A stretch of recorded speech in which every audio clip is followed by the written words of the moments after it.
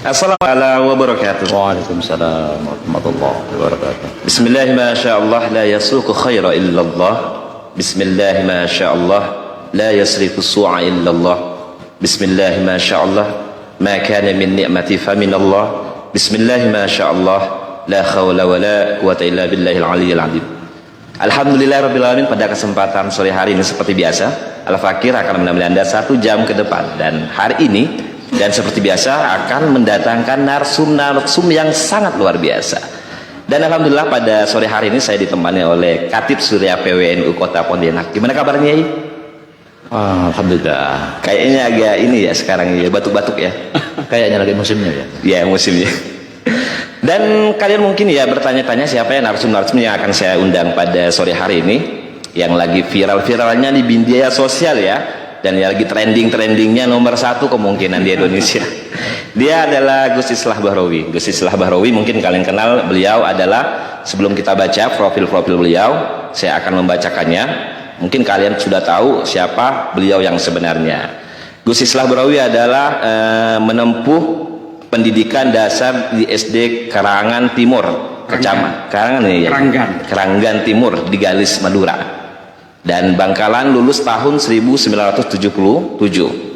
Dan beliau melanjutkan ke SMP 1 Belega.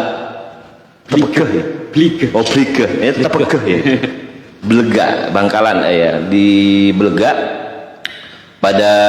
Setelah ke SMAN 2 Bangkalan. Sejak di SMA, Gus Islah mulai nyantri di pondok pesantren Syekhona Muhammad Khalil Dembangan. Masya Allah, kayak Maimun Jubair ya? Bukan, ya. Abdullah. Kayak Abdullah Askal. Masya Allah, luar biasa. Setelah lulus SMA tahun 1989, Gus Islah menyusul kedua orang tuanya ke Jakarta. Gus Islah kuliah jurusan Sastra Inggris, Fakultas Sastra, Universitas Nasional UNAS. Agar kuliahnya tak putus tengah jalan, Gus Islah berkuliah sambil bekerja. Ngomong-ngomong, Gus Islah ini pernah ke Amerika juga, bahkan ke luar negeri juga ke Thailand juga ya. Banyak ya. Ini bahasa Thailand beliau mahir ya. Dan itu profil sekilas dari Gus Islah. Dan sebelum kita mulai, beberapa pertanyaan-pertanyaan yang sangat singkat sekali. Mungkin kita langsung ke Gus Islah sendiri untuk memperkenalkan diri. Monggo, Yai. Ya, saya asli Madura sebenarnya, kelahiran di Madura tahun 2001. Kemudian saya nyantri juga di pondok pesantren Syekhona Muhammad Khalil. Masya Allah. Kemudian saya SMA di Madura, kuliah di Jakarta, dan sempat belajar juga di Amerika. Saya pernah tinggal di Amerika 4,5 tahun. Itu aja sih. Di Zaytuna Institute. Ya. Zaytuna Institute, bukan Zaytunah. Kalau Zaytunah yang di Tunis. Bukan Al Zaitun juga. Oh, bukan Zaytunah yang di Tunis ya? Bukan Al Zaitun yang di Indramayu juga. Oh, bukan ya. Jadi ya, itu singkat dari sekilas dari profil dari Gus Islah sendiri. Sebelum teman-teman yang udah join ataupun udah gabung di NU Pontura atau Pespek halaman NU Pontura, silakan Anda yang udah join ataupun nimbrung di NU Pontura, monggo dipersilakan. Mau di situ bisa kalian tanya jawab ataupun jawab sekalian, nggak apa-apa gitu kan. Jadi kita bebas di sini untuk narasi, untuk bab apa aja monggo kita langsung ke Gus Islah dari pertanyaan awal dari netizen pertama kali mungkin bertanya-tanya. Ini Gus, mohon maaf sebelumnya Gus. Ada pertanyaan dari awal dari beberapa netizen ini Gus ya. Bahwasanya bagaimana cara membedakan bahwa itu benar-benar ajaran agama dan pendapat pemeluk agama sendiri Gus? Ya, saya sering mengatakan begini, bahwa kita sebenarnya hari ini hidup dengan tafsir-tafsir agama. Iya. Ada madhab, ada manhaj, ada juga ijtihad yang berbeda-beda yang dipegang oleh seluruh umat manusia dalam beragama. Bukan hanya dalam Islam, di Kristen juga seperti itu, di Hindu, di Buddha. Jadi kalau kita mau berbicara agama kan sebenarnya Hindunya orang India dan Hindunya orang Bali itu kan berbeda sebenarnya. Ada Hindu Tirta, ada Siva dan sebagainya, macam-macam. Dan juga di dalam Islam sendiri kan banyak sekali madhabnya. Ada Syafi'i, ada Maliki, Hambali, Hanafi, ada manhajnya, ada Wahabi, ada Wahabi Salafi, macam-macam. Nah, di mana sebenarnya kalau kita mau dibilang pemeluk agama? Ya, agama itu bukan persoalan tafsir-tafsir sebenarnya. Kalau kita berbicara tafsir, ya kita pasti berbicara tentang perbedaan.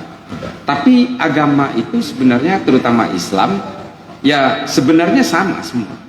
Agama apapun termasuk Islam itu juga adalah sebagai wadah untuk supaya kita itu membangun hubungan yang lurus secara transendental kepada Tuhan, kepada Allah gitu, dan juga membangun hubungan intimasi sosial dengan manusia yang lain. Yang kalau dalam Islam itu konsepnya lita'aruf, saling mengenal dalam berbagai perbedaan itu. Sesederhana itu. Makanya saya sering katakan, kalau memang kita bicara Islam, maka Islam itu sebenarnya DNA-nya hanya dua saja, yaitu tentang rahmat dan tentang akhlak. Nggak ada lagi. Tugas kita sebagai umat Islam adalah kita harus berakhlakul karimah, dan tugas kita sebagai umat Islam adalah membawakan Islam sebagai agama yang bisa menjadi rahmat bagi seluruh alam semesta. Masya Allah. Nggak ada lagi. Artinya Islam itu tidak mengajarkan kebencian, Islam tidak mengajar caci maki, Islam juga tidak meminta supaya kita gelisah oleh berbagai perbedaan. Karena ya yang seperti yang sering saya katakan itu, Kiai, ya para Kiai, bahwa semua manusia apapun agamanya, apapun sukunya, itu diciptakan oleh Tuhan yang sama. Berarti tidak membeda-bedakan ini. Tidak membeda-bedakan. Kita juga tidak boleh gelisah kalau dengan perbedaan. Kalau kita gelisah dengan perbedaan sampai kapan? Kadang-kadang jangankan dengan orang lain, di dalam diri kita saja itu perbedaan itu ada. Tangan ada kanan, ada kiri. Mata ada kanan, ada kiri. Kadang-kadang kita juga dalam soal perasaan pun bisa berbeda. Betul. Saya mau ke barat apa saya mau ke timur. Itu adalah perbedaan-perbedaan dalam diri kita. Maka kita harus betul-betul bersahabat dengan perbedaan itu, baik dalam soal keimanan ataupun dalam soal pemikiran. Nah, beragama itu bukannya justru kita itu harus terjebak dalam berbagai kegelisahan-kegelisahan perbedaan. Agama itu tidak diturunkan oleh Allah untuk supaya kita sebagai umat Islam ini gelisah oleh perbedaan. Bukan untuk itu. Tugasnya apa? Ya itu tadi, berakhlaklah yang baik supaya Islam itu menjadi daya tarik, supaya orang itu betul-betul bisa memahami Islam dengan akhlak-akhlak yang baik. Yang kedua adalah bahwa Islam itu supaya menjadi rahmat bagi seluruh alam semesta. Kalau kita bicara alam semesta, maka siapapun yang ada di situ, hewan, tumbuhan, manusia dengan segala perbedaannya. Itu Kiai. Iya, seperti berarti kita ngikut yang namanya Islam sendiri ya. Mereka akan mengikuti kita ya. Iya. Kalau soal tafsir ya kita ini semua adalah, ini mohon maaf, saya sering mengatakan ini agak ekstrim. Kita semua hari ini kan berislam berdasarkan katanya semua. Iya. Iya kan? Kita mengikuti sanad-sanad dan juga dari para ulama, ajaran-ajaran para ulama, dari ulama ke ulama yang lain, ulama ke ulama yang lain, tabi'it tabi'in dan seterusnya sampai sahabat, sampai kepada Rasulullah.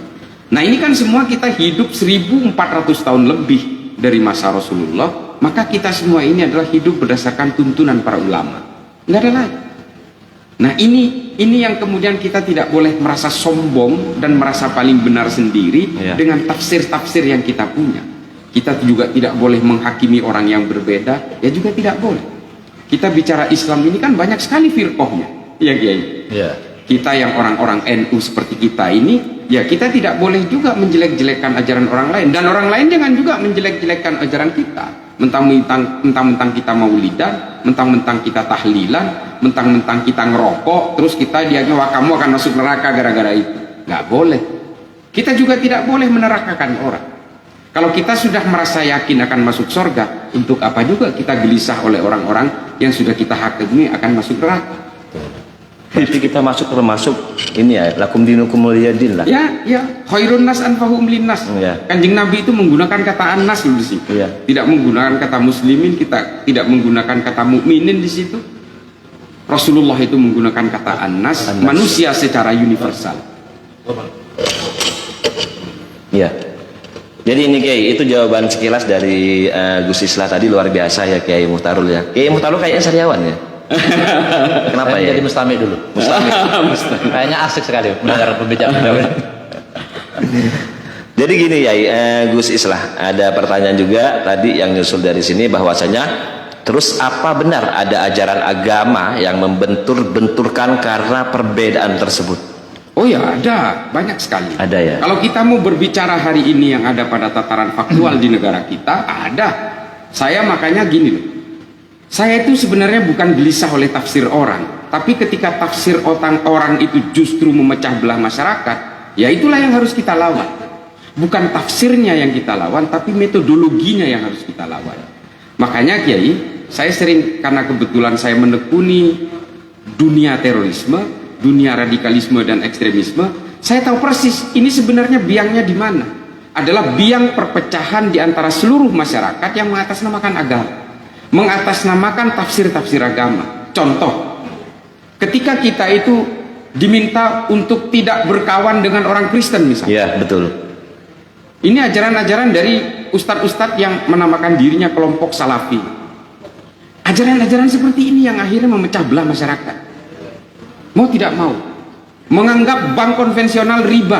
Ya, banyak itu. Banyak sekali. Banyak. Sementara produk bank yang jelas-jelas produk bank dipakai tiap hari untuk beli makanan. Namanya uang kertas. Uang kertas. Nah ini adalah kemunafikan-kemunafikan yang akhirnya justru memecah belah masyarakat. Orang akhirnya keluar dari bank untuk menjadi ojek online.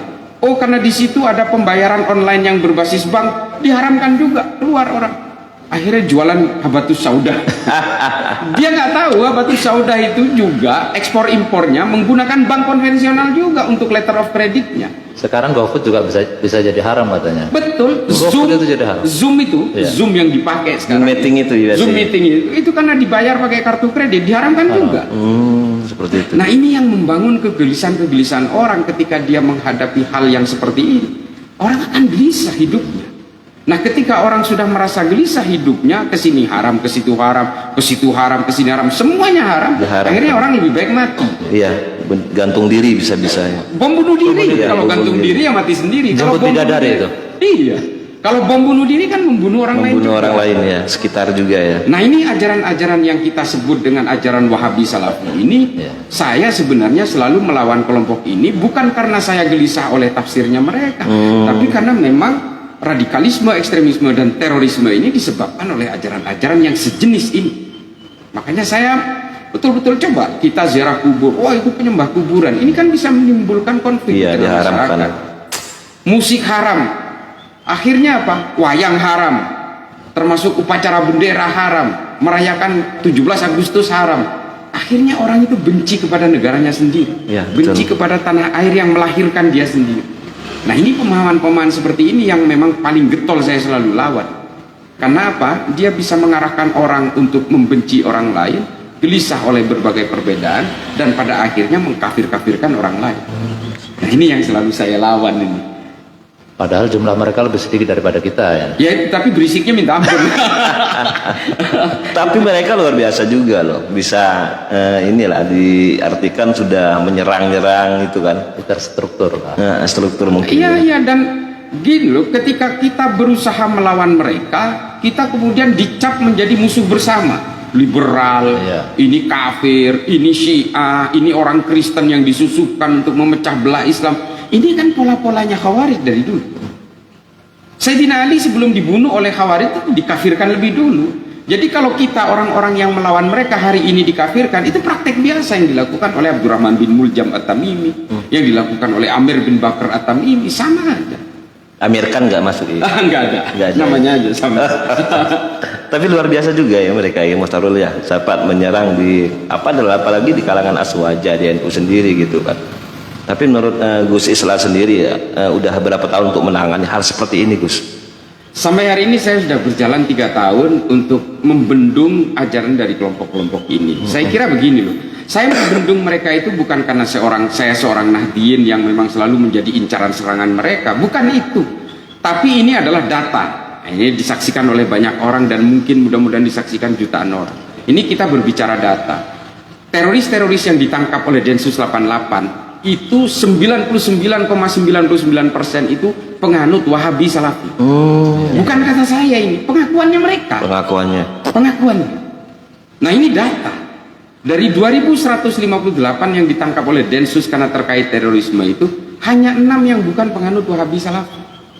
Tapi bukan Nahdien ya? Bukan, Nahdien aman, enggak ada. Aman. Enggak ada. Ini orang-orang yang memang kemudian gelisah karena perbedaan-perbedaan, ke sana bid'ah, ke situ bid'ah, ke sini kafir, ke situ kafir. Kalau dia itu sedikit saja merubah pola hidupnya, ini dianggap sama seperti suatu kaum, maka dia akan menjadi kaum itu. Dan ketika dia percaya kepada bid'ah bahwa semua bid'ah itu adalah akan membawa ke api neraka, maka akhirnya dia itu akan gelisah. Nah ini yang membuat orang akhirnya menjadi teroris. Dia melawan negara, dia melawan antisosialnya, dan dia juga menolak untuk intimasi sosial dengan masyarakat lain yang berbeda.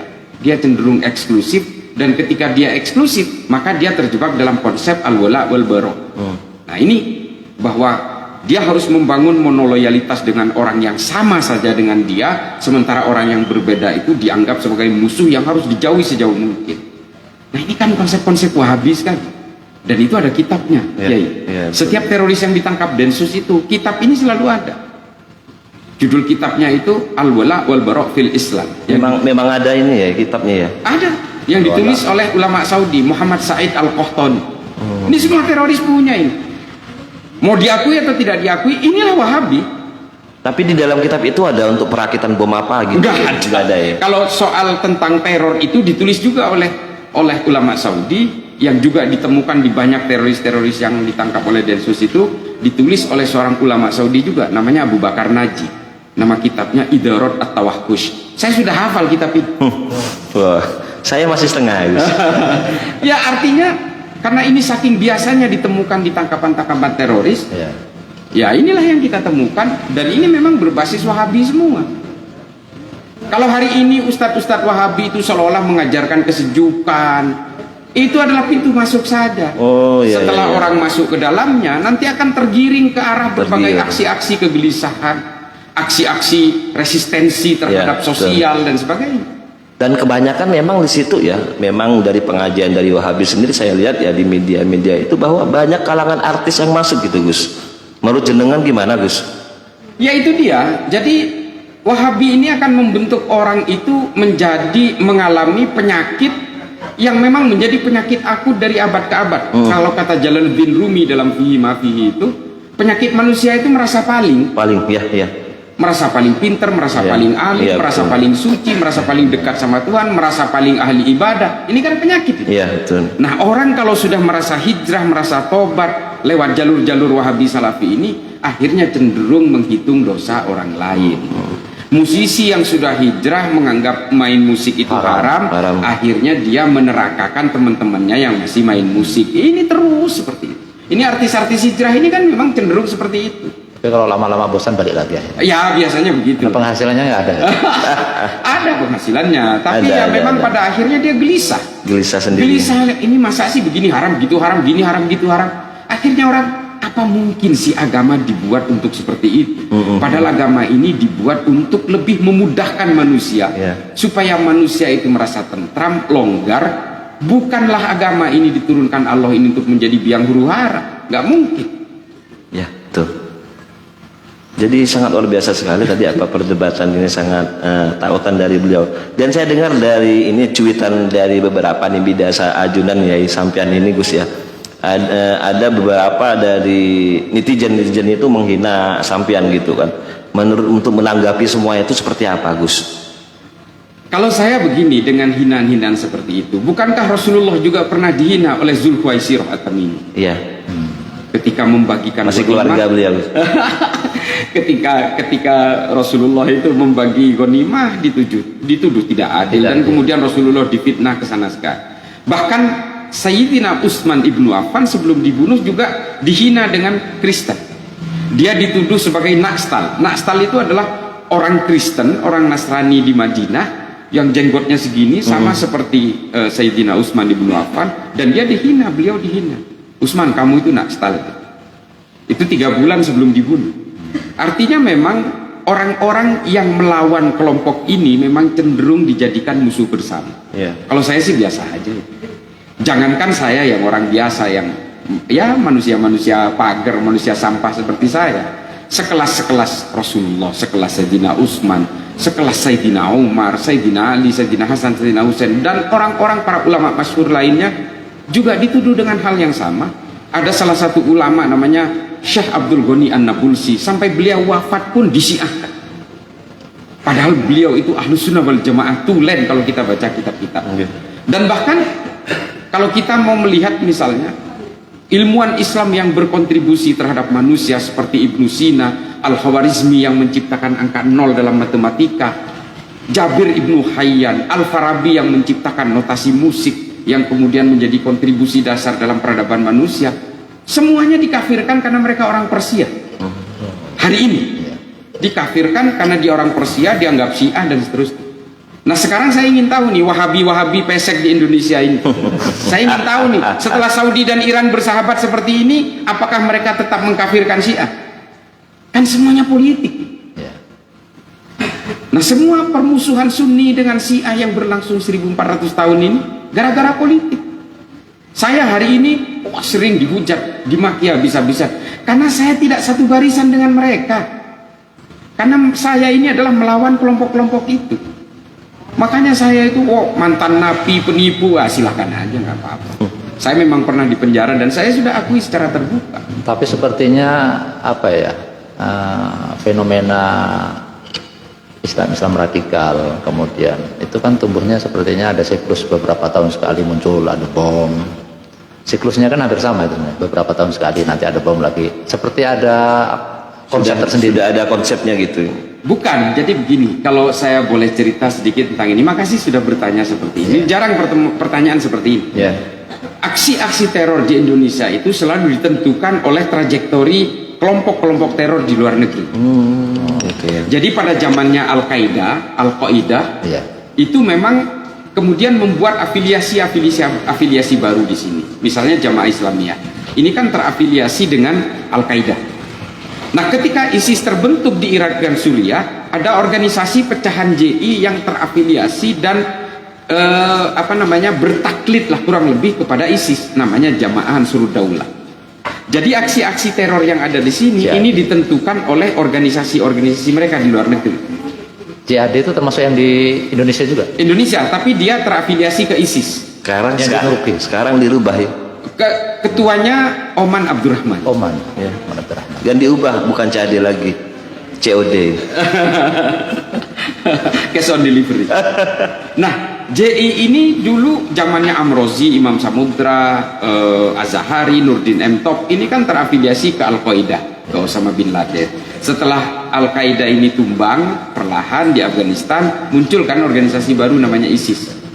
Muncul juga di sini organisasi afiliasinya namanya Jamaah Ansarud Daulah, JAD. Pimpinannya namanya Aman Abdurrahman. Dia bangkit lagi. Sekarang ISIS mulai tumbang perlahan. Nah, nanti ketika muncul organisasi baru lagi, di sini pasti ada afiliasi. Selalu seperti itu siklusnya. Dan harus disadari bahwa terbentuknya Al-Qaeda, terbentuknya ISIS, ini bukan berdiri di ruang hampa ini. Ini adalah bagian dari bentukan-bentukan Barat yang ingin memecah belah Islam. Nah, ini semua ini nggak sadar di sini ini korban-korbannya semua sebenarnya. Ini orang Barat semua ini Kiai yang buat ini. Kita tidak bisa memungkiri itu. Apakah kita harus menyalahkan orang Barat? Enggak. Yang harus kita salahkan adalah umat Islam yang bodoh sebodoh-bodohnya ini. Yang jadi korban adu domba ini. Tapi mereka nggak merasa bodoh. Nggak merasa bodoh, karena mereka itu merasa paling pinter. Tadi itu udah paling ini benar, udah paling pinter. Paling udah dari inilah. Terus ini ada beberapa pertanyaan dari ini. Konflik di Timur Tengah menurut saya bukan karena agama, tapi karena propaganda sebuah negara. Benarkah demikian, Gus? Ya. Kita kalau mau berbicara tentang konflik di Timur Tengah itu, kita berbicara tentang bagaimana pergerakan-pergerakan politik di Timur Tengah terkait dengan geopolitik global juga. Jadi Timur Tengah ini sejak diketahui memiliki kandungan minyak yang luar biasa, maka kemudian Timur Tengah ini menjadi epicentrum pertarungan politik antara Timur dan Barat. Kalau kita mau tahu juga, sesuai pengakuan Muhammad bin Salman, bahwa paham Wahabi ini dulu disebarkan ke negara-negara Islam juga atas permintaan Amerika, dibiayai Amerika juga. Tujuannya apa? Untuk menandingi gerakan komunisme di negara-negara Islam pada zaman Perang Dingin. Nah, artinya pergerakan berbagai ideologi di Timur Tengah ini kan tidak terlepas dari kepentingan-kepentingan politik Barat. Nah, setelah minyaknya di Saudi dan juga di negara-negara Arab ini sudah mulai berkurang, bahwa nanti ini akan negara-negara di Saudi ini bukan lagi negara-negara kaya, mulai bergeser mereka ke yang namanya India. India ini adalah diperkirakan nanti menjadi negara yang maju, menjadi negara raksasa, sehingga hari ini yang diobok-obok itu adalah umat Hindu di India. namanya Hindu supremasis. Yang dikejar-kejar oleh Hindu supremasis siapa? Ya orang Islam dan orang Kristen di sana. Nah ini hari ini yang namanya Hindu supremasis, nama gerakannya itu Shiv Sena, Hindutva, Bharatiya Janata garis keras. Ini semua sedang berusaha melakukan aksi-aksi kekerasan atas nama agama. Apakah ini tidak ada kepentingan Barat di situ? Adalah. Karena India ini akan menjadi negara kuat nantinya diperkirakan, maka berbagai operasi dari negara Barat itu berusaha membangkitkan kekerasan-kekerasan atas nama Hindu. Tujuannya apa? Memecah belah orang India. Nah nanti kira-kira 2045 persis 1 abad merdeka, Indonesia ini diperkirakan akan mengalami generasi emas dan menjadi negara nomor 3 terbesar di dunia setelah India. Amin, amin, amin. Cina, India dan Indonesia. Otomatis sama gerakan pemecah belahan itu ada di sini hari ini. Mereka gerakan-gerakan itu ingin menumbangkan Pancasila, ingin menumbangkan apapun yang menjadi perekat dari segala kemajemukan kita. Dan kalau kita mau berbicara tentang kekuatan Pancasila, pasti mereka akan menyasar kepada NU. Makanya hari ini NU itu menjadi sasaran utama juga. Karena mereka punya keyakinan kalau ingin menumbangkan Pancasila, tumbangkan dulu NU. Ya. Nah ini kan, ini begini Kiai.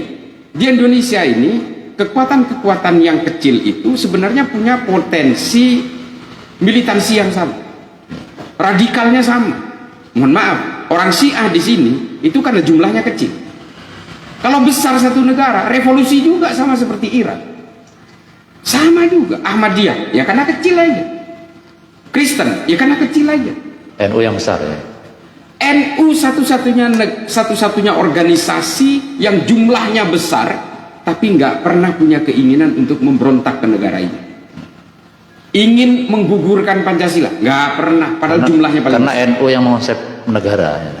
Iya, Menjadi konsep negara. bagian dari penggali Pancasila juga. Banser coba jumlahnya 7 juta orang, tinggal digerakkan jadi pemberontak semua itu selesai gitu. Halang-halangan tentara malah ya.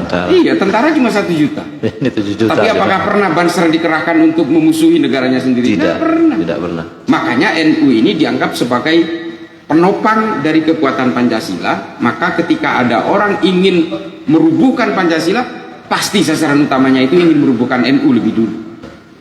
Kuncinya berarti di NU. Betul, makanya ya saya sampai insya Allah sampai saya mati saya tetap akan menyuarakan kekuatan NU. Nggak ada cerita. Amin. Masya Allah, luar biasa ya tadi ya, dari jawaban dan dari pertanyaan sekilas tentang saya dari Gus Islah sendiri, jawabannya sangat lugas dan cepat banget. Sampai sampai kita ya kalau anil ya dianggil untuk memberi pertanyaan lagi. Dan terima kasih buat teman-teman yang udah join ataupun gabung di NU Pontura khususnya. Dan kita sapa dulu dari pemirsa yang udah join di sini. Masya Allah luar biasa, udah banyak nih, sekitaran 50-an lebih ini ya Gus. Dan terima kasih buat Bang Mardi yang udah join, dan ada Holly Hamidin dan Bang Fauzi juga. Dan di sini kita ada pertanyaan juga dari sini Gus. Terus ada pertanyaan dari Assalamualaikum. Waalaikumsalam. Aswajah menurut Anda gimana Gus? Bagaimana menurut Anda fenomena ulama masuk dalam politik? Ini ya menurut sampean gimana Gus? Ini jawabannya agak panjang. Begini. Saya kemarin itu datang dari Tunis dan juga beberapa kota di Tunis sampai ke perbatasan Libya. Kota-kota Tunis itu di mana Gus? Di Afrika Utara, dekat Maroko, dekat Aljazair. Nah ini ada sesuatu yang menarik di sana itu. Ketika saya mampir ke toko buku di sana, saya justru menemukan buku-buku ateis. Ini heran saya. Ada bukunya Stephen Hawking, ada bukunya Richard Dawkins. Ini adalah orang-orang yang mengajarkan kepada siapapun yang membaca, jangan percaya bahwa Tuhan itu ada. Kalau saya temukan buku ini di Eropa atau di Amerika, saya nggak heran. Ini saya temukan di Arab, di sebuah negara yang penduduknya 99,99% itu Islam. Seperti di Tunis. Dan di Tunis ini ada universitas Islam tertua namanya Zaitunah. Ada di situ para wali termasuk Sidi Bosaid. Ada juga seorang penulis tafsir Al-Quran namanya Tahrir bin Ashur, yang bukunya itu luar biasa, kitabnya At-Tahrir wa Tanwir. Nah ini mungkin masih jarang teman-teman NU yang baca ini. Iya Gus, saya jarang apa yang disebutkan sampai itu tadi jarang saya bacanya Gus. Nah Ini semua gerakan-gerakan penulis buku seperti Stephen Hawking dengan Big Bang Theory, termasuk Richard Dawkins dengan bukunya The God Delusion ini, berhasil masuk ke tanah Arab dan menyuarakan ketidakpercayaan kepada Tuhan itu. Karena apa? Karena ulama kita nggak ada yang mau ngelawan kelompok ini. Padahal ini juga penyakit yang akan menggerus keimanan umat Islam. Iya betul. Hari ini kan kita sibuk menghitung orang yang masuk Islam, Iya. tapi yang keluar Islam diam-diam nggak pernah kita hitung. Yang KTP-nya aja Islam, tapi sebenarnya mereka sudah anti dengan Islam. Banyak. Nah, kenapa kemudian ajaran seperti Stephen Hawking dan Richard Dawkins ini bisa berkembang di Arab dan angka ateisme paling tinggi itu justru di Arab hari ini? Silakan googling itu, ada beritanya. Justru malah di Arab ya ateisme Arab, ini. ateisme paling tinggi di Arab dan di Arab Saudi. Nah, ini kenapa bisa terjadi seperti itu? Karena ulama kita sibuk berpolitik. Tidak lagi mau membawakan Islam ini dalam ranah-ranah ilmu pengetahuan. Padahal kalau kita mau berbicara tentang teori penciptaan alam semesta seperti yang ditulis Stephen Hawking dengan teori ledakan besar yang kemudian mengatakan Tuhan nggak ada, termasuk Richard Dawkins yang mengatakan bahwa Tuhan itu sebenarnya adalah saraf manusia, jadi Tuhan itu nggak ada, jangan mau dibohongin. Tuhan itu adalah saraf yang ada di dalam tubuh manusia. Kalau saraf semua putus, manusia pasti mati. Kalau lehernya dipenggal, maka manusia akan mati karena saraf itu semua simpulnya ada di sini, kata Richard Dawkins. Kalau manusia lahir sarafnya nggak komplit, maka orang itu lahir cacat. Itu mungkin menerjemahkan ayat itu anna aqrabu binah. Nah, itu dia masalah. Ini dokter ahli saraf, Richard Dawkins ini orang Inggris. Nah, kenapa kok tidak ada yang melawan pemikiran-pemikiran seperti ini? Karena ulama kita sudah meninggalkan ilmu pengetahuan. Padahal yang namanya Syekh Tahrir bin Asyur, dia sudah membuat sebuah tafsir Al-Quran At-Tahrir wa Tanwir itu yang digunakan juga oleh Abi Quraish Shihab untuk membuat tafsir Al-Misbah. Ini sebagian ngambil dari pemikirannya Tahrir bin Asyur. Nah, ini nggak ada, padahal di dalam tafsirnya itu Syekh Tahrir bin Asyur ini menulis tentang proses terciptanya alam semesta dari perspektif Islam yang kurang lebih sama dengan Big Bang teorinya Stephen Hawking. Tapi nggak ada yang menyuarakan ini. Kenapa? Ulama kita sibuk dengan siasat. Jadi kalau ulama nggak usah berpolitik lah, pikirin umat aja, pikirin Islam aja. Bagaimana kompetensi Islam mengawal peradaban manusia? Selesai. Politik, urusan politisi. Apakah orang Islam boleh berpolitik? Ya boleh banget. Harus. Kalau yang mampu wajib dong. Supaya apa? Supaya produk politik tidak keluar dari maqasidus syariah. Kata siapa ini? Kata Imam Ghazali. Imam Ghazali menyebutkan Islam dan politik itu seperti saudara kembar. Kalau saudara kembar kan berarti seiring sejalan, bukan saling menunggangi, bukan saling memperkosa, tapi saling kontrol. Nah, ini yang tidak disadari oleh kita semua hari ini. Ulama-ulama yang seharusnya menekuni agama dalam bidang fikih, dalam bidang akidah, dan juga dalam bidang ilmu pengetahuan, semuanya mikirin politik dan kekuasaan. Akhirnya apa? Yang kita lahirkan hari ini bukan lagi Al-Farabi, bukan Al-Kindi, bukan Ibnu Sina, bukan Jabir Ibnu Hayyan, bukan Al-Khawarizmi, bukan Ibnu Khaldun, bukan Ibnu Battuta, tapi yang dilahirkan Osama bin Laden, Abu Bakar Al-Baghdadi, Aiman Al-Zawahiri, Abu Bakar Ba'asyir, Aman Abdurrahman, Amrozi, Ali Imran. Itu yang kita lahirkan. Pahat gitu masuk itu sangat ya betul. Tapi kalau di Indonesia sendiri ini persentasenya berapa persen? Yang apa itu? Untuk Indonesia Islam yang pahamnya ke arah. Ya memang masih kecil, kelompok-kelompok seperti ini memang masih kecil, tapi meskipun kecil kalau berisiknya minta ampun kan kita kan juga kalau ada berisiknya kan kayak lebih nyaring daripada yang besar itu. Kalau berisiknya cuma teriak-teriak seperti Abu Jawas nggak apa-apa. Ini kalau teriaknya itu dengan bom, coba bayangin. Ya, seperti itu ya. Kan bahaya itu. Apalagi kan sekelas PW yang ngerakit bom. Kalau kita paling bikin mercon buat lebaran. Itu ya tadi ya Bang Pardi ya. Menurut sampean sendiri kegunaan aswaja itu, aswaja menurut Anda sendiri gimana, Gus? Ya kalau aswaja itu tetap kembali kepada reposisi Islam seperti zaman Rasulullah. Ketika Rasulullah masuk ke Madinah, itu Rasulullah tidak memaksa orang yang berbeda agama untuk memeluk Islam kok. Bahkan Rasulullah menjamin hak dan kewajiban yang sama dengan orang-orang non-Islam. Bahkan Rasulullah wafat pun orang Islam, orang Kristen dan orang Yahudi masih ada di Madinah. Justru ketika konflik-konflik politik setelah Rasulullah wafat itulah yang membuat pemeluk Kristen dan Yahudi nggak betah di Madinah. Akhirnya mereka eksodus ke Libya, ke Libanon, ke Suriah, dan seterusnya. Nah ini artinya apa? Orang-orang itu ketika merasa damai, dia merasa dilindungi oleh orang Islam, ya mereka akan hidup menikmati. Tapi ketika orang Islam sendiri sibuk berpolitik, saling bunuh sesama orang Islam, berperang sesama orang Islam, yang gelisah itu justru pemeluk agama yang lain dan akhirnya pergi. Ini loh yang terjadi. Jadi kalau dilihat dari catatan sejarah ya, kalau kita baca kitab-kitabnya Al-Mas'udi atau juga termasuk Tarikh At-Tabari, itu memang orang-orang Kristen dan orang-orang Yahudi itu pindah ke Levan, ke pesisir utara itu ketika konflik politik di Madinah sudah mulai hancur-hancuran. Ketika sudah mulai terjadi peperangan, terutama pada zaman perang Jamal, perang Siffin, ini betul-betul akhirnya orang-orang itu gelisah. Jangankan orang Kristen dan orang Yahudi, orang Islam saja banyak yang eksodus keluar dari Madinah. Karena mereka tidak mau berada di tengah kancah peperangan yang sesama orang Islam. Nah ini pelajaran bagi kita hari ini. Ya.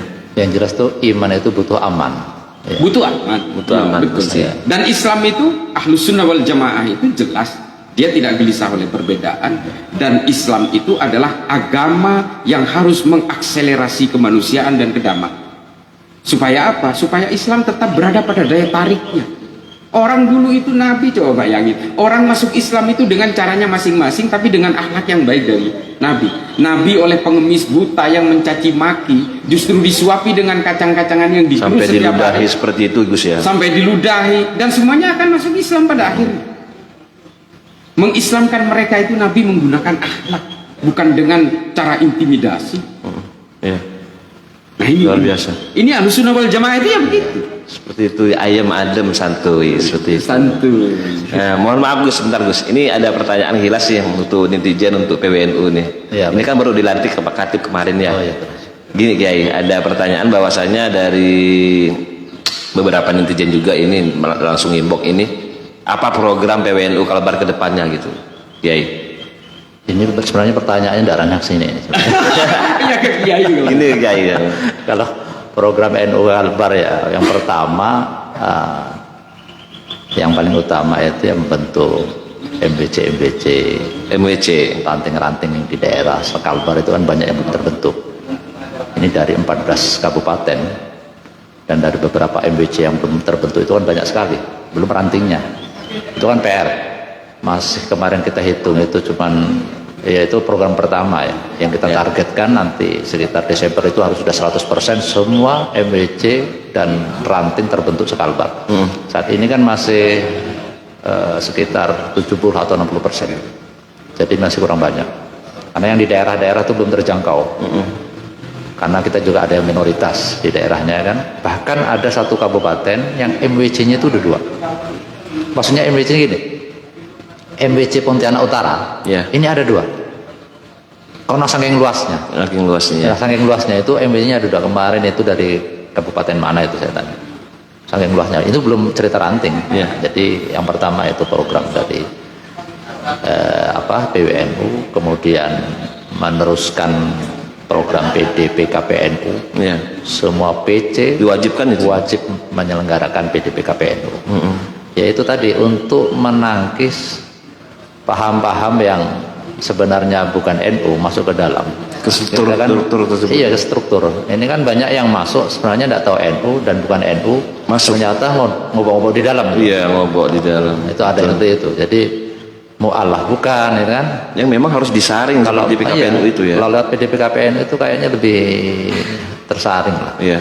Jadi ada program yang diprioritaskan untuk ke depan itu karena kita baru dilantik kemarin.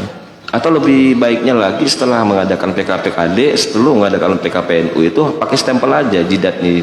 Atau di mana di belakang itu biar ada ini kayak ini kan, biar pas gitu kan. Apalagi di Kalbar ini kalau PDP KPNU di Pontianak ya, PC Pontianak lah. Itu kan MWC-nya banyak pengurusnya yang belum ikut PDPKP. Karena itu, ya. Kemarin angkatan pertama aja dari MWC tidak ada yang daftar. Iya betul Ya kan? Tapi saya udah 2 kali loh. Ya, saya juga sudah 2 kali, cuman PDPKP baru sekali kan. Jadi sebenarnya karena ini syarat juga ya untuk pengurus-pengurus di MWC ataupun di cabang, maka kalau sebaiknya kalau ada PDPKP yang belum ikut ya ikutlah. Maaf belum Gus. Jadi kita cerita ke Nggak Ibu. apa-apa. Saya menikmati. Sebenarnya Gus, kalau Soal NU saya nikmati. ya, kalau saya tertarik ini kalau panjenengan kan keliling Indonesia. Nah, di Kalbar ini kan mungkin ada titik-titik tertentu yang mungkin terafiliasi dengan paham yang tadi disebutkan agak radikal. Wahabi. Iya. Wahabi. Saya nggak pernah tutup-tutupin Iya, kalau kan? soal ini. Ya, ya. Di sini kan yang jelas itu kan di daerah Kabupaten Sambas, yang titiknya Iya. lumayan. Apa karena mereka tahu bahwa apa itu Syekh Khatib Sambas dari situ, ya kan, guru para ulama yang Nusantara, akhirnya mereka berbasisnya di situ, di Ya. Sambas itu. Yang jelas kalau polanya mereka itu memang seperti itu. Di mana ada pesantren besar, dia akan mendirikannya di sebelahnya. Pesantren NU yang besar gitu. Ya. Nah itu biasanya berusaha mendirikan itu. Makanya di Jombang ada salah satu pesantren kelompok ini. Di Jombang. Di Jombang Di Jombang sendiri aja ada masuk gitu. di Jember juga ada. Nah artinya memang pola-pola mereka ini sama seperti polanya orang Madura dalam konteks yang negatif kalau mereka, tapi orang Madura kan positif. Orang Madura kan jual bensin eceran di depan pom bensin. Banyak kan Gus. Iya kan? Ya, Jual ya. kopi eceran di depan Starbucks. Ini kan gaya-gaya orang Madura yang dipakai oleh kelompok Wahabi ini. Tapi memang Saya kira itu tim sampean Gus. Iya, Iya, ada ya. Itu geng saya semua. Geng. Kalau di Jakarta itu geng saya itu yang jual namanya Starbucks keliling. Nah ini memang sama seperti pola mereka. Dan di Kalimantan Barat ini juga sebarannya lumayan juga. Artinya teman-teman NU di sini yang harus ada warning lah supaya membangun kesadaran bersama bahwa kelompok ini sebenarnya sepanjang dia itu hanya memeluk tafsirnya tanpa harus melakukan agresi kepada kelompok lain, nggak ada masalah. Kita kan memang tidak pernah. Tapi lama-lama menguasai masjid di sini, Gus. Ya kalau menguasai masjid sepanjang dia tidak menyuarakan kebencian sebenarnya juga nggak apa-apa. Masalahnya di sisi lain, di khotbahnya, di ceramahnya dan Ya, sebagainya, itu pasti. dia itu selalu mengkafir-kafirkan orang yang berbeda. Ya. Jadi dia melakukan klaim-klaim kebenaran dan klaim-klaim kesalahan selalu dilemparkan ke orang lain. Nah ini kan bahaya. Nah ini artinya kita sebenarnya tidak gelisah oleh perbedaan mereka, ajaran-ajaran yang dianut mereka, tafsir-tafsir mereka, ulama-ulama mereka, itu terserah mereka. Tapi sepanjang mereka itu tidak menyuarakan itu untuk mengagitasi masyarakat supaya membenci satu sama lain, ya nggak apa-apa. Ini contoh ini di kampung saya di Madura, pesantren kakek saya yang sudah berumur puluhan tahun yang dari dulu itu betul-betul berbasis Ahlussunnah wal Jamaah, hari ini kan dikuasai kelompok Wahabi.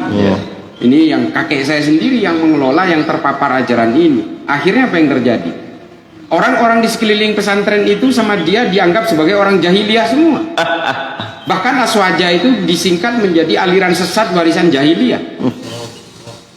Itu di Pakong ini, tolong tonton, pasti ada yang nonton ini. Banyak. Di Kalimantan Barat pasti tahu. Banyak Gus.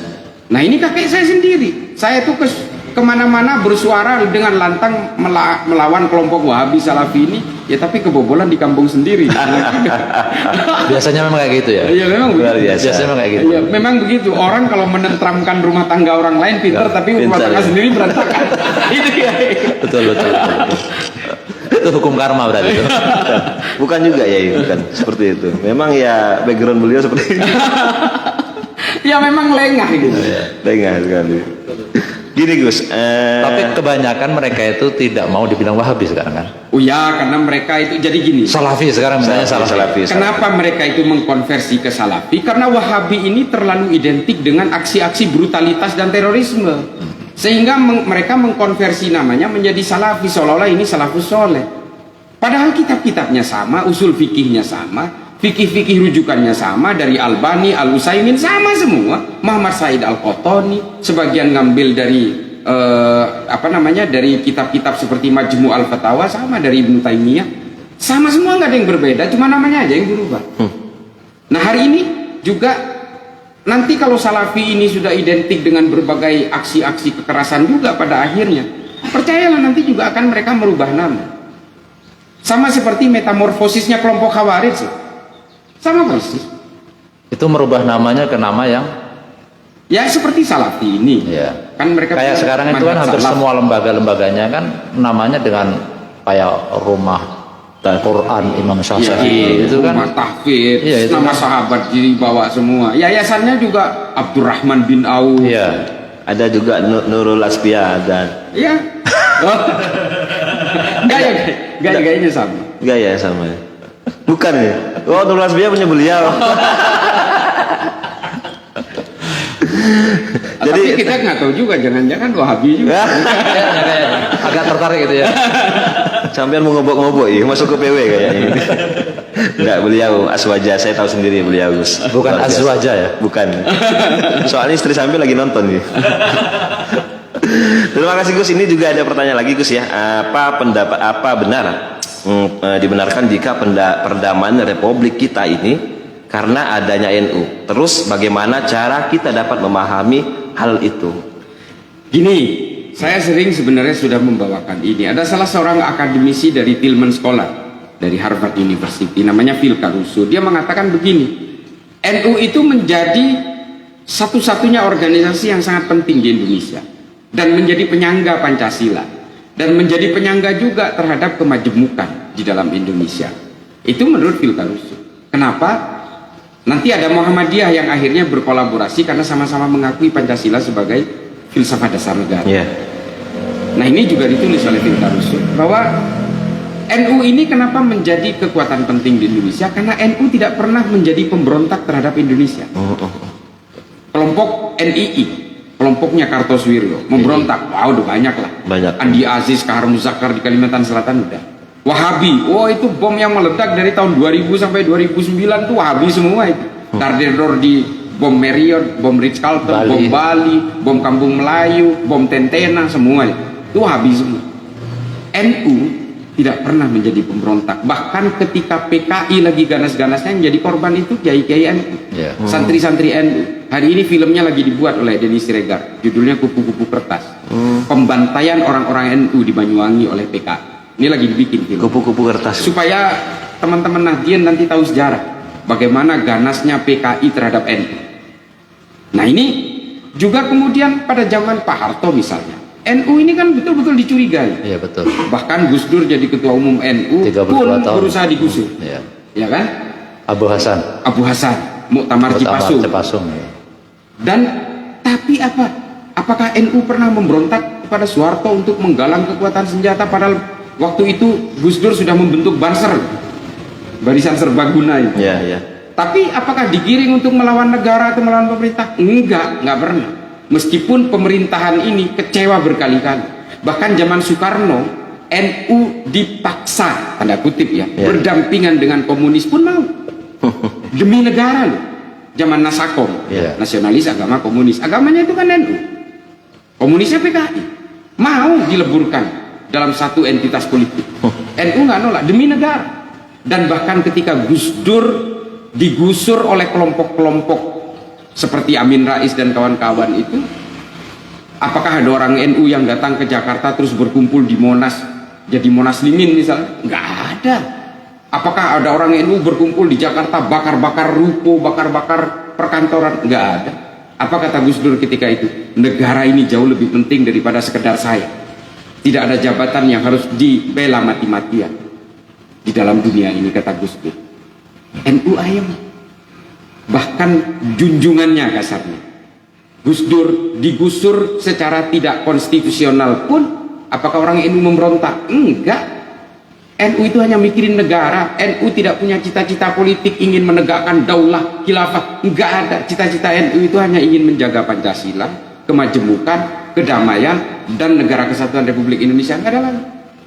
Nah itu kenapa NU itu menjadi penting di Indonesia. Ya. Karena NU itu memang tidak pernah diragukan komitmennya terhadap negara kesatuan dan tegak lurus merah putih dari dulu itu. Sampai Banser juga dibilang, oh cuma jagain gereja, nggak peduli. Ini adalah caranya NU untuk menebar akhlak dan rahmat bagi seluruh alam semesta. Seperti itu, Gus. Betul sekali. Saya semangat kalau cerita soal NU. Iya. Ini merah putih. Sampingan dengan NU ya. Jadi gini Gus, Anda pernah di Twitter itu pernah berbicara seperti ini bahwasanya mengatakan Wahabi menjadi pintu gerbang masuknya kaum intoleransi. Bagaimana caranya seperti itu, Gus? Sebenarnya intoleransi itu bisa dimiliki oleh siapa saja, termasuk orang-orang NU kadang-kadang juga diinggapi. Tapi setidaknya ini bukan ajaran-ajaran yang sifatnya vertikal atau terstruktur. Tapi kalau Wahabi ini, coba bayangin, ustadz-ustadznya kan sudah banyak. Coba di googling aja deh teman-teman yang lagi nonton ini, di googling aja. Apakah pernah Syafiq Basalamah menyerukan tidak boleh berkawan dengan orang Kristen? Syafiq Balam. Ada kalau kita googling. Syafiq Basalamah pernah menyerukan tidak boleh menjadikan orang Kristen sebagai teman akrab segala macam. Ini kalau kita glorifikasi ajaran seperti ini, pada akhirnya kita akan betul-betul membakar rumah tetangga. Hanya karena ajaran-ajaran seperti ini. Nah, ini ajaran-ajaran seperti ini yang intoleran inilah kalau digerakkan di tengah-tengah masyarakat, maka umat Islam ini pada akhirnya akan membenci siapapun. Bukan hanya membenci orang yang berbeda iman, tapi juga yang sesama iman tapi berbeda tafsir. Ini kan efeknya. Makanya saya bilang ketika ini dilakukan secara terstruktur, seolah-olah dipenuhi dengan dalil-dalil, ya selesai, orang akan intoleran. Ya, dalilnya mereka kan uqtulul musyrikin haitsu wajadtumuhum ya. Ya, memang itu. Yang dipakai itu kan. Memang itu yang menjadi andalan, tapi ya itulah mereka. Nah, itulah makanya kita mungkin kalangan Nahdliyin dimanapun kita sebenarnya tidak gelisah oleh berbagai perbedaan mereka. Tapi ketika mereka menyuarakan dan membentuk perpecahan-perpecahan dan intoleransi di masyarakat, ya harus kita tolak dong. Silahkan aja kalau orang dengan merasa nyaman dengan menjadi Wahabi Salafi, ya silahkan aja. Tapi ya jangan juga kemudian menyuarakan kebencian-kebencian kepada kalangan Nahdliyin, juga kepada kalangan-kalangan lain yang berbeda keimanan maupun berbeda tafsir. Masalahnya kelompok ini kan menganggap meskipun sesama Islam kalau beda tafsirnya dan kita dibid'ahkan. Ya, betul. Iya kan? Nah, ini yang bahaya seperti ini. Artinya intoleransi mereka itu bukan hanya kepada orang yang berbeda agama saja. Yang seagama pun tapi beda tafsir, mereka juga intoleran masalahnya. Jadi menurut sampean sendiri ya, menurut agama Islam sendiri terhadap pandangan Islam intoleransi sendiri seperti apa, Gus? Ya kalau Islam itu kan sebenarnya memang toleran sekali. Ya. Toleran sekali, sangat toleran. Seperti yang saya ceritakan tadi di awal. Bahkan Rasulullah ketika hijrah ke Madinah itu apakah memaksa orang lain untuk tetap untuk memeluk Islam? Tidak. Nabi tetap menganjurkan Islam ini, membawakan Islam ini dengan akhlakul karimah. Sehingga tercipta kesadaran-kesadaran kognitif dari orang Madinah untuk memeluk Islam pada akhirnya. Karena melihat akhlaknya Nabi. Contoh saja, meskipun ini kontroversi juga, ada beberapa kitab sejarah yang mengatakan bahwa Mukhairik masuk Islam. Tapi saya lebih percaya Mukhairik belum masuk Islam sampai meninggal. Cuma karena dia terkesan dengan akhlaknya Nabi, maka Mukhairik ini akhirnya ikut perang Uhud. Ya. Ini kan kisah yang tidak pernah diungkap, yang jarang lah dibawa. Bahwa korban perang Uhud ini kan bukan hanya orang Islam semua. Korban perang Uhud ini namanya Mukhairik ibnu Ta'labah, orang Yahudi, sangat Yahudi. Perang Uhud ini kan terjadi hari Sabtu. Orang Yahudi itu kalau hari Sabtu itu hari Sabat tidak boleh keluar rumah. Tidak boleh keluar. Tapi dia memaksa keluar rumah sampai ditegur oleh istrinya. Mukhairik, kamu mau kemana? Ini kan hari Sabat. Saya akan berperang bersama Muhammad di Uhud. Ditanya, kenapa? Karena kita hidup nyaman selama ini di bawah kepemimpinan Muhammad. Dari kisah ini, dari kitab-kitab tarikh seperti ini kan menunjukkan Mukhairik belum masuk Islam. Tapi dia terkesan dengan kepemimpinan dan akhlaknya Nabi. Lalu kemudian disebutkan dalam kitab sejarah yang ditulis juga, kemudian ditulis lagi oleh Al-Mas'udi, dikatakan, coba saya minta secari kertas. Dia meminta secari kertas kepada istrinya, lalu dia menulis surat wasiat bahwa kalau saya mati dalam perang Uhud, 3 kebun kurma saya akan saya hibahkan kepada Muhammad. Berangkatlah dia berperang, gugur bos, gugur di Uhud. Sehingga para sahabat itu kemudian menghadap ke Rasulullah, ya Rasulullah, ini mau diapain nih? Ini seorang syuhada gitu ya, tanda kutip seorang syuhada, tapi dia ini bukan orang Islam. Ini mau kita kuburin kayak apa ini? Kata sahabat. Lalu Rasulullah menjawab, kamu nggak usah bingung, biarkan Mukhairik ini dimakamkan sesuai keyakinan oleh keluarganya. Serahkan kepada keluarganya. Urusan Mukhairik ini nanti akan masuk surga atau masuk neraka, biarlah Allah yang akan memutuskan. Yang direkam oleh Imam Bukhari dan disahihkan juga oleh Imam Bukhari adalah kata-kata Nabi yang berikut ini.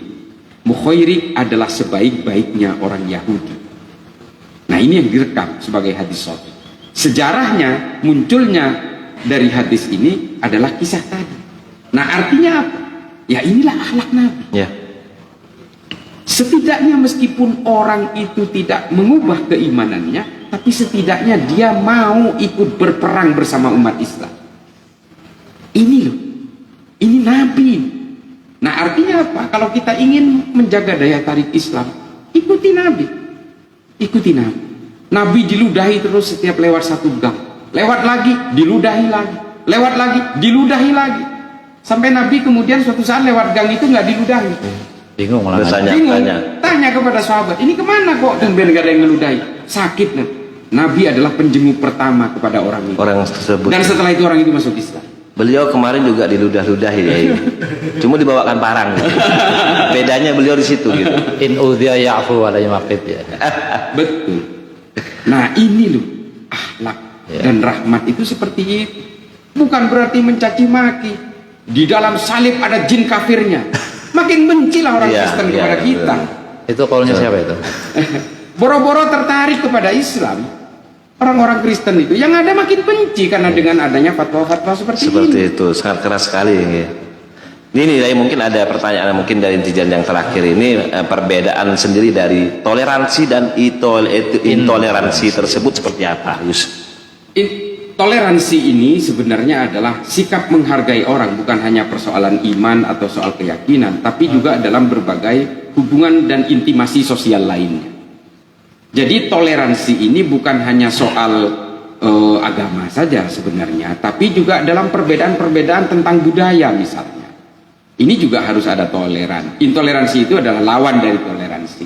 Intoleransi itu adalah sikap-sikap yang kemudian tidak menunjukkan rasa bersahabat terhadap orang yang berbeda. Misalnya gini, bukan hanya persoalan agama, tapi juga persoalan budaya. Ada sebelah kita misalnya tetangga kita Chinese, dia merayakan Imlek misalnya. Ini kan budaya ini. Ini persoalan budaya, bukan persoalan itu agama. lebaran. Itu kan lebaran. Kita mungkin misalnya lebih ke satu Muharram atau apalah. Tapi mereka merayakan Imlek. Lalu kemudian kita tidak suka karena ini adalah perayaan-perayaan dari Cina yang tidak akrab dengan kita. Lalu kita berusaha mengganggu mereka dengan melemparin genteng dengan batu dan sebagainya. Nah, ini sikap-sikap seperti ini adalah sikap-sikap yang sudah menuju ke arah radikalisme. Jadi kalau kita mau berbicara radikal, ekstrim, teror, semua itu diawali dari sikap intoleran. Nah, misalnya begini. Ada juga yang kemudian menggugat. Oh, kalau ada Ustadz Wahabi berceramah, kenapa oleh Banser kemudian didatangi, digeruduk? Karena Ustadz Wahabi ini akan membangun intoleransi di situ. Kalau sampai terhasut semua isi kampung itu, maka yang terjadi adalah tetangga melawan tetangga, tetangga membakar rumah tetangga. Makanya kemudian Banser ikut nyetop ulama-ulama atau ustadz-ustadz yang seperti ini. Ini jauh lebih bahaya daripada sekedar Banser untuk menggeruduk, menggagalkan itu. Sebab kalau dibiarkan, ini akan menghasut orang banyak dan akhirnya kampung tawuran antar kampung. Tetangga bisa saling tikam sesama tetangga. Gara-gara persoalan berbeda. Nah, ini yang sering saya jawabkan kepada mereka. Banser bukan intoleran di situ. Nah, itu justru yang narasinya seperti itu. Banser intoleran. Iya. Dengan sesama muslim. Tolerannya sesama non-muslim. Nah, mainan mereka ini memang playing victim. Padahal kalau mereka itu dibiarkan, tidak dihadang, mereka justru akan membangun intoleransi yang lebih kolektif, yang lebih masif. Satu negara bisa intoleran, tapi kalau Banser ya hanya RT RW menghadang. Apakah kemudian kelompok Wahabi di seluruh Indonesia ini dihadang semua oleh Banser? Ya enggak. Justru yang membuat intoleransi satu negara ini adalah kelompok Wahabi Salafi ini. Saya keras kalau soal ini, saya nggak ada peduli, saya sering dicaci maki kayak mau dibunuh, silakan aja. Saya mendukung Gus. Semua orang akan mati pada waktunya, nggak perlu takut itu. Diminum dulu Gus, monggo Gus, biar agak kita tambah garang ini. Monggo Gus. Ini ada mungkin pertanyaan dari ketua Katib PWNU Kota Pontianak nih. Ini lagi musim-musim politik nih, Yai. Terus untuk meredam politik ini apa yang akan dilakukan PWNU tersebut? Ini pertanyaannya lari ke politik, mancing-mancing. Ini kan lagi politik musim-musimnya ya. Ya yang jelas kalau kita ber-NU itu harus sesuai ADART, ya kan? Jadi kalau ada, mesti yang disinggung ini kan pengurus-pengurus yang mencalonkan diri, ya masuk ke ranah politik menjadi caleg atau Saya nggak mau ikut-ikut. iya kan? Selama tidak melanggar ADART nggak masalah kan kayak gitu. Iya. Tapi kalau melanggar ADART ya mending mundur kan kayak gitu. Sekarang kayak gitu. Banyak pengurus-pengurus NU yang mulai ya kepingin masuk ke dunia politik dan mencalonkan diri. Kan kayak gitu. Kalau kita memang kepingin istiqomah berkhidmat di NU ya di NU saja. Mau ke politik ya politik saja. Kalau kayak beliau ini kan Gus Islah ini kan istiqomah. Luar biasa, semangatnya itu luar biasa. Sekarang umurnya berapa, Gus? Melawan radikalisme ya. Saya 52. Oh, masih semangat, Gus. Ya. Masih semangat. Saya 12 tahun lagi mengejar sampean, Gus. Iya, otot saya masih kencang. Mumpung masih kencang. Saya kira Mati sampai juga. 55 bukan kan? 61 ya. Oh ya Allah. Jadi sebelumnya pemirsa udah 1 jam kemungkinan saya Al Fakir sendiri menemani Anda ya, dan terima kasih banyak untuk ke Katib Surya PWNU Kota Pontianak, dan terima kasih banyak buat Gus Islah yang berkenan hadir di PA di NU Pontura khususnya. Ya, Masya Allah. Dan Terima luar kasih. biasa sekali. Nah, saya sangat bangga dan senang sekali kedatangan Gus Islah tadi. Sampai-sampai saya mau lihat jadwalnya itu di tanah ya. Mana jadwal beliau ini kan? Saking mulia beliau ini gawatnya luar biasa, jadwal beliau itu bisa sehari 4 gitu kan, luar biasa, ngalah-ngalah. Ini kayak hujan di musim kemarau ya. Iya seperti itu. Ini sebelum kita tutup ya, untuk pada sore hari ini, mungkin Gus Islah sendiri mungkin closing statement ya, mungkin yang terakhir, monggo Gus. Ya, terima kasih. Saya minta kepada kalangan Nahdien, mari kita bersatu. Mari kita perkokoh Nahdlatul Ulama ini supaya tetap berjuang dalam tataran-tataran kebangsaan yang luar biasa. Kita jaga warisan para ulama ini. Pancasila ini adalah warisan para ulama. Kita tidak boleh membiarkan Pancasila ini berdiri sendirian yang akhirnya akan doyong dan akan rubuh, karena ini adalah perekat di negara yang tidak masuk akal ini. Kenapa saya sebut negara tidak masuk akal? Karena Indonesia ini 17.000 pulau, 700 lebih suku, 700 lebih bahasa, puluhan agama beserta sekte-sektenya, tapi masih bisa bertahan menjadi satu negara yang utuh. Ini negara nggak masuk akal. Iya. Arab saja yang satu suku, satu bahasa, bisa dibilang satu agama, itu pecah menjadi negara kecil-kecil. Iya. Karena mereka tidak bisa bersatu. Indonesia masih bisa bersatu 78 tahun ini. Ini menjadi sangat luar biasa. Kalau NU ini tidak bisa diperkuat dan diperkokoh dan dijaga berdirinya sebagai tonggak bagi suatu bangsa, maka tidak mustahil negara ini akan menjadi negara yang kacau balau dan juga terpecah belah dalam berbagai perbedaan. NU adalah perekat dari semua ini bersama Pancasila, saling bahu-membahu menjaga keutuhan negara kesatuan Republik Indonesia. Yang paling terakhir, teman-teman Nahdien semua, tolong ingat, kalau kita percaya dengan tauhid dalam Islam, maka kita harus percaya bahwa semua manusia, apapun agamanya, apapun sukunya, diciptakan oleh Tuhan yang sama. Kita percaya Tuhan itu satu, Qul huwallahu ahad. Maka yang menciptakan kita, menciptakan saya orang Madura, orang Jawa, orang Pontianak, orang Dayak, orang Afrika, orang Cina, semuanya adalah Tuhan yang sama. Lalu untuk apa kita saling membenci? Kita juga saling sibuk mencaci maki? Tidak boleh. Itu bukan Nahdien banget. Kita tunjukkan kepada siapapun di dalam negara.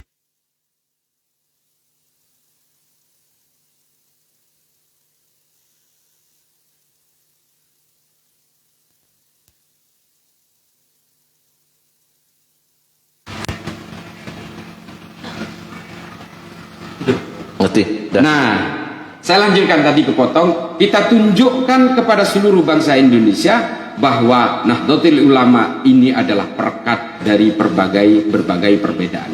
Terima kasih. Masya Allah, luar biasa sekali. Dan terima kasih banyak Gus, dan semoga kita ada Gus Islah lainnya dilahirkan seperti beliau. Amin, amin. Amin. Dan semoga beliau selalu diberikan kesehatan selalu, dan keluarga beliau juga diselakan berlalu. Amin ya rabbal alamin. Dan terima kasih buat teman-teman yang udah join, yang udah gabung di NU Pontura. Mohon maaf, ada tadi saya lihat sekelumit dari beberapa akun yang masuk, pertanyaannya itu sekitaran 67 tadi Gus. Jadi saya nggak bisa baca-baca satu persatu, mohon maaf. Mohon maaf sebenarnya. Mungkin besok kalian bisa tanya jawab, mungkin di lain waktu saja, karena memang waktu Gus Islah ini sangat luar biasa waktunya. Nanti malam beliau habis isya ketemuan lagi di beberapa tempat, jadi mohon maaf karena beliau saya culik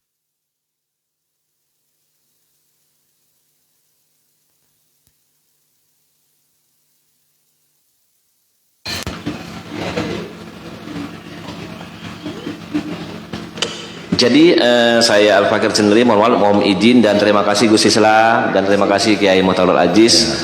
Jangan ini moga-moga datang ke sini lagi Kiai. Amin, amin. Dan mohon terima kasih atas ilmunya semuanya Gus Islah.